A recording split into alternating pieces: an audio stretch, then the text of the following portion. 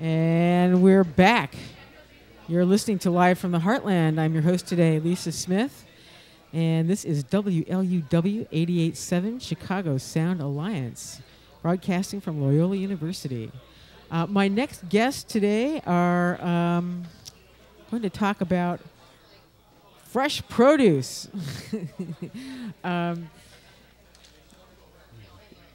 Erica Dornfeld and Cliff Zimmerman. Erica, you are representing the winter market?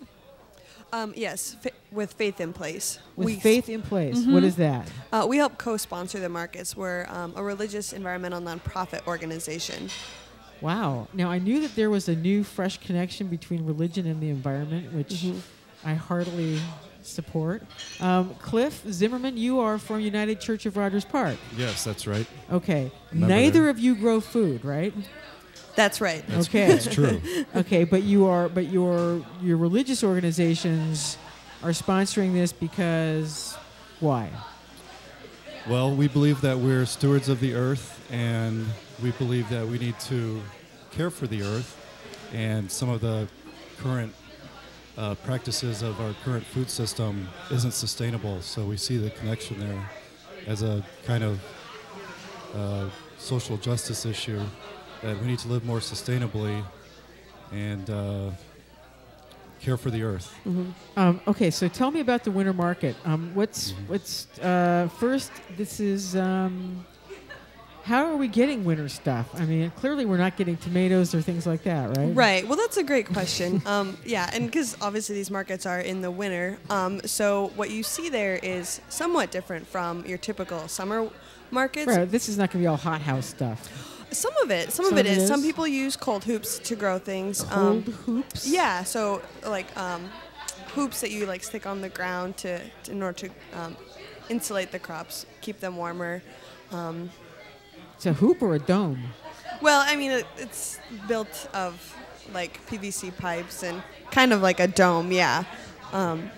But there's actually a lot of variety at these markets.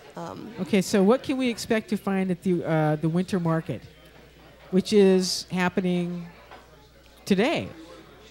Oh, no, it's February 20th. Oops, sorry. From 9 to 1 p.m. I take that back. It's yeah, not next today. Saturday. Next Saturday. Next Saturday. There is one today in Oak we have Park. a little more time to There's one in prepare. Oak Park. All right, so what can we expect to find there? Well, next I mean, Saturday? Each market is different, but there's always meat, so grass-fed, grain-fed beef, pastured pork, chicken, eggs, canned like tomato sauces, salsas, mushrooms. And shrooms are definitely being grown indoors, right? Yeah. And we will have some fresh produce, some root vegetables, some cabbage, cheese, yarns. And baked goods. Baked goods. Mm-hmm. Now, I find this interesting. You've got free trade coffee and chocolate. So somebody's importing. Yeah, and that's so this actually is not just local, you know. Right, and that's usually done by the churches. Oh. Yes, we have. That's one thing that we've offered in the past is fair trade coffee and fair trade products to our congregation after our services. Mm-hmm. Really? I mean, I can go to church and then I can buy fair trade coffee and fair trade chocolate? Right. We want to help out, farmers in other countries that are struggling and help promote them and give them fair wages, and that's a way we can help another part of the world. I know in Belize, I bought some chocolate in Belize, and it was all done by women. Women Belizeans, I mean, you should check into them. It was very good chocolate. We do have chocolate. Right. I don't know if it's from Belize. Well, where does it come from? I think it is from South America. I can't remember which country our chocolate comes from, but the cocoa. But all of our vendors are local. We need them to be 250 miles from Chicago. So that is part of the so that's part of a contract. Mm-hmm, yeah, and the baked goods, we try and have them sourced at least 25% from local farms. So either their flour or their eggs. But coffee and chocolate is not something that can be sourced locally.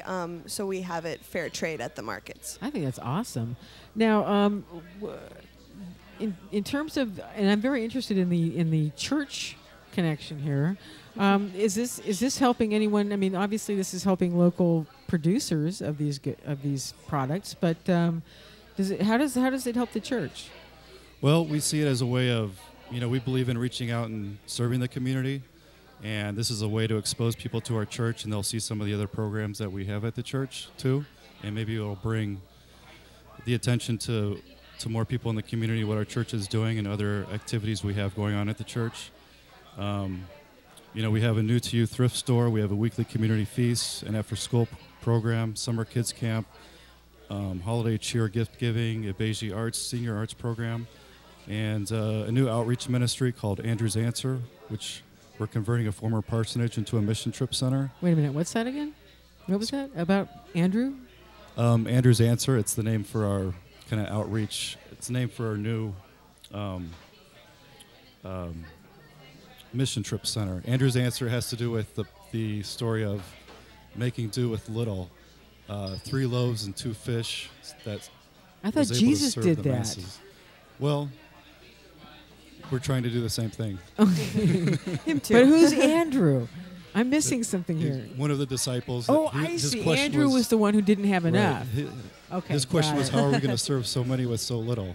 And the I'm a answer Philistine. You can tell, right? Okay. All right. That's okay. All right.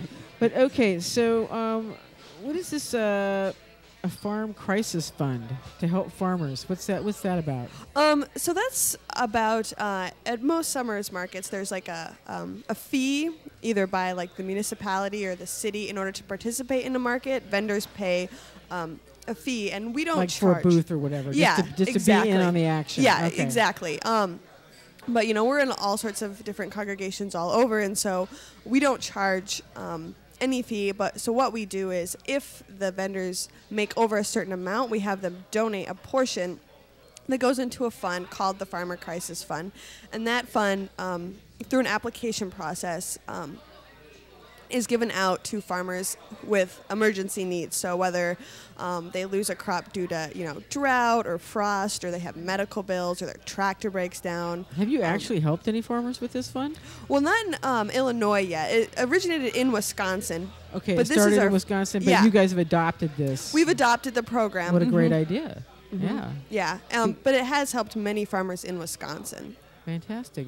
I know, wasn't there like a big corn problem this year? I mean, I thought that it was like too wet for the longest time, and farmers couldn't do, it was the corn, and that's like huge. And in the pumpkins Midwest. too. It affected pumpkins too. Mm-hmm. Okay.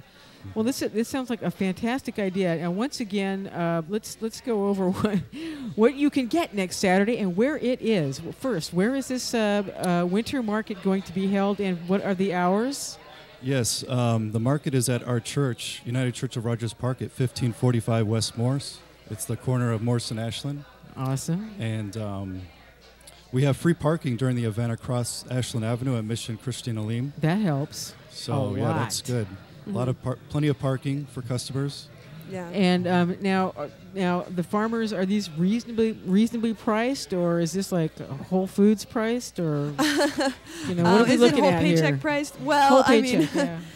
It's somewhere between. Yeah, I mean it's more than you're gonna pay for, obviously, at like a Jewel or something, but then again, the produce isn't going to be 3 months old, having been stored somewhere for like a million years. Exactly. It's going to be fresh. I mean, because you're sourcing directly from the farmers, it's likely going to be better than an organic retail. But like I said, a lot of our farmers source locally and use organic methods or integrated pest management, and so you really get to talk with them and build that relationship during the winter.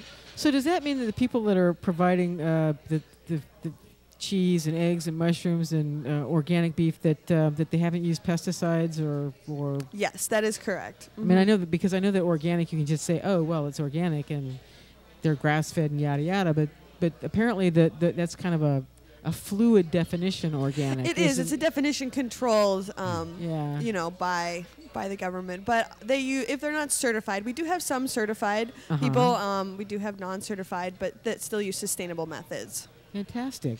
Okay, once again, this is going to be the indoor being a key word, so you won't be freezing your, what's off. With hot fair trade coffee. With hot fair trade coffee. imported fair trade coffee and chocolate, don't forget that, along with all the other goods that you can find at the Indoor Winter Farmers Market at United Church of Rogers Park next Saturday. Yeah, and if you can't make it next Saturday, there's markets going until the end of March at different congregations all over Chicagoland. Fantastic. So, and is there any central place that people can get more information about this? yeah, you can either go to our website at faithandplace.org or localharvest.org and type in Winter Farmers Markets, and you'll get a list of all the markets at either place. Fantastic. Cliff, Erica, anything Thank you else? very much. Was there Well, I anything hope to else see you want you to all say? there. All right. Yeah. Fantastic. Thank you for being on the show.